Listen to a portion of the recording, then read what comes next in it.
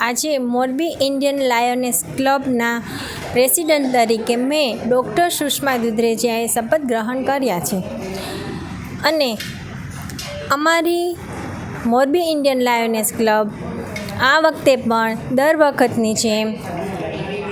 બાળકો તથા મહિલાઓ તથા વૃદ્ધોના વિકાસ માટે અને તેમને હેલ્પફુલ કેમ વધારે થઈ શકીએ તે માટે થઈને અમે લોકો પ્રયત્નો કરતા રહ્યા છીએ અને રહીશું. એઝ એ ડૉક્ટર આ વખતે મારી ઈચ્છા એવી છે કે મોરબીના અને આસપાસના જે બેકવર્ડ એરિયા છે ત્યાં જઈ અમારી ટીમ હેલ્થ એજ્યુકેશન આપે. આજરોજ વર્ષ 2025-26ના અમારા નવનિયુક્ત પ્રેસિડેન્ટ ડૉક્ટર સુષ્માબેન દુધરેજિયાનો શપથવિધિ સમારોહ હતો. તેમજ દરેક પત્રકાર મિત્રો છે કે જેઓ અમારી દરેક નાની મોટી એક્ટિવિટીઓ હોય છે તેને બધા જ